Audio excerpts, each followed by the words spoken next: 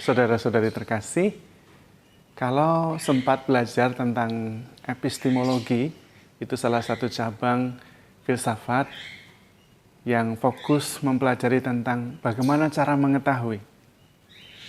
Dan kita mempunyai 3 jalan untuk mengetahui sesuatu. Yaitu yang pertama melalui indera, panca indera, melihat, mendengar, membaui, merasa.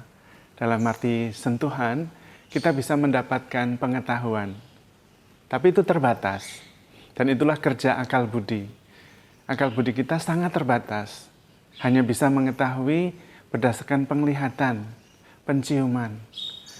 Dan yang bisa kita lihat adalah yang terbatas. Kalau tidak terbatas, tidak bisa dilihat.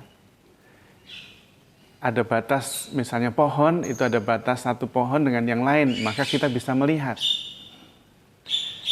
Dan karena itu, akal budi kita sangat terbatas.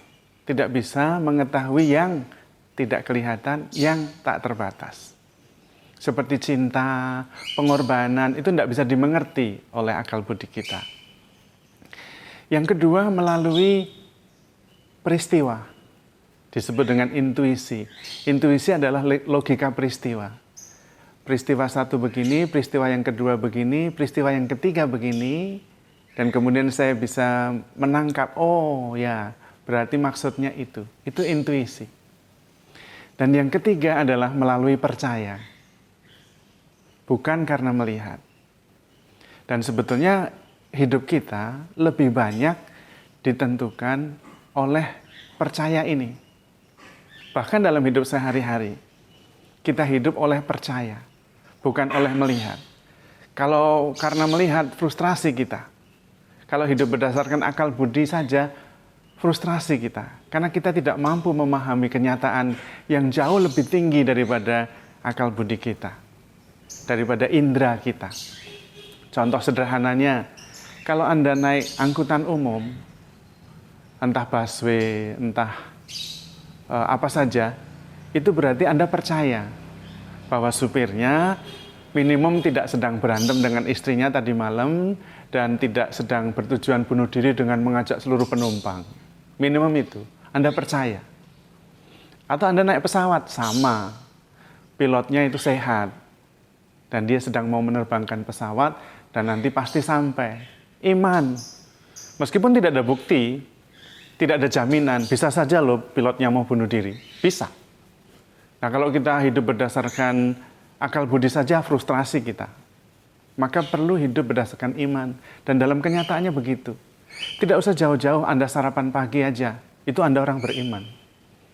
Karena yakin bahwa mama sedang tidak marah atau benci sehingga mau membunuh kalian dengan meracuni.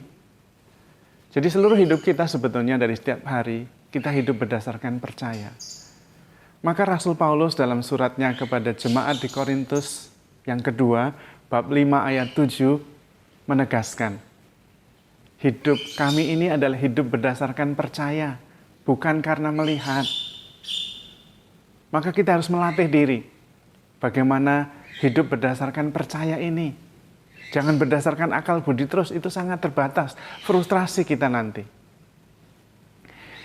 Nah, bagaimana caranya melatih supaya kita lebih peka terhadap kehadiran Tuhan, cinta, pokoknya hal-hal yang tidak bisa kita pahami dengan akal budi, hanya bisa dipahami dengan percaya. Kita mulai dengan yang sederhana-sederhana, yaitu melihat hidup kita sendiri. Dan bagaimana Tuhan terlibat di dalamnya. Bagaimana karena percaya itu kita sampai pada saat ini. Dan itu dijadikan tonggak. Supaya kemudian di masa depan kita berpegang pada pengalaman itu. Saya sendiri mempunyai beberapa pengalaman yang menjadi kekuatan untuk maju ke depan berdasarkan percaya, bukan berdasarkan melihat. Banyak sekali. Beberapa contoh saja. Kalau saya merenungkan panggilan saya, itu kelihatan sekali bagaimana Tuhan membimbing, mempertemukan dengan seorang imam. Kemudian mengalami beberapa persoalan dan mendengar suara hati. Dan akhirnya menjadi nyata. bahwa memang panggilan itu dari Tuhan. Sampai saya menulis buku tentang itu yang saya kasih judul Perjalanan Pulang. Itu sebetulnya adalah kisah tentang tonggak-tonggak hidup saya. Bagaimana Tuhan begitu terlibat sampai sungguh-sungguh saya yakin bahwa panggilan ini dari Tuhan. Lalu yang sangat jelas, pada tahun 2016 saya didiagnosa kanker nasofaring. Sudah bengkak di sini. Katanya sudah melebar sampai ke getah bening dan sebagainya. Dan pada saat itu justru saya melihat campur tangan luar biasa. Melalui orang-orang yang melayani, mengantar periksa, membuat makanan yang baik untuk orang yang sakit kanker, dan sebagainya. Ketemu dokter yang tidak mau dibayar, dan sebagainya. Dan akhirnya terbukti begitu banyak orang berdoa, sampai saya mendapatkan kepastian, karena percaya di sakramen Maha Kudus itu, saya mendengar dari suara hati saya, Roh Kudus sendiri yang mengatakan, kamu akan melalui semuanya ini, tetapi kamu akan berumur panjang. Dan saya pegang itu. Dan ketika diperiksa, di biopsi ternyata bersih, tidak ada kanker. Puji Tuhan. Itu menjadi tonggak. Juga kemudian ketika kemarin saya ke Kolombo, tidak ada jalan sama sekali untuk pulang karena PSBB, karena Kolombo, Sri Lanka juga lockdown, tidak ada pesawat. Tiba-tiba kurang 5 hari ada pesawat, satu-satunya pesawat yang tidak menerbangi jalur itu tiba-tiba ada. Saya percaya, bukan karena melihat. Dan ketika ada penerbangan itu saya ikut, kemudian dari Doha, Qatar, 9 jam sampai ke Jakarta. Ada begitu banyak peristiwa yang mungkin bisa saja tertular, tapi saya percaya. Saya bisa tiba di Jakarta, karantina mandiri 14 hari, dan sampai sekarang. Itu bulan April. Dan itu menjadi tonggak-tonggak yang membuat saya bisa melihat kehadiran Tuhan di mana-mana karena percaya. Dan Anda pasti mempunyai pengalaman itu. Saya sendiri kalau lihat cucu keponakan saya itu punya keponakan namanya Wiwi, dia nikah dengan Endah. Dia punya anak kembar, Deva Diva. Pada waktu hamil yang ke-8 bulan, dia setiap bulan periksa ke bidan, langganannya. Tidak ada tanda-tanda apa-apa. Tiba-tiba pemeriksaan bulan yang ke-8, bidannya mengatakan, Pak, cepat ya langsung ke rumah sakit, ke IGD, dan jangan ngomong apa-apa, sampaikan saja surat saya ini. Dan tentu dia terkejut karena tidak pernah ada masalah selama 8 bulan. Ternyata sampai di rumah sakit, di IGD langsung diinfus dan diberitahu bahwa istri Anda mengalami preeklamsia. Keracunan karena kehamilan. Kehamilannya itu meracuni. Dan ketika sekarang saya melihat Deva-Deva yang sudah kelas 1 SD, saya melihat mujizat. Karena percaya. Jadi saudara-saudara yang terkasih, perlu kita melihat hidup kita sendiri. Bagaimana Tuhan bertindak. Dan bagaimana kita mempercayainya sampai sekarang ini. Sampai kemudian kita bisa mengatakan, sekarang aku percaya kepada Tuhan bukan karena kata orang, tetapi karena mengalaminya sendiri. Maka cobalah meneliti dan melihat sendiri bagaimana campur tangan Tuhan sampai sekarang.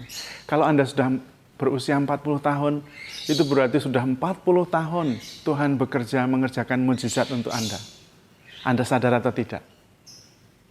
Tetap Tuhan bekerja. Mujizat tetap terjadi. Kalau Anda sudah umur 50 tahun, apalagi 50 tahun. Mungkin setiap hari Tuhan mengerjakan mujizat. Maka perlu mendasarkan hidup berdasarkan percaya, bukan karena melihat.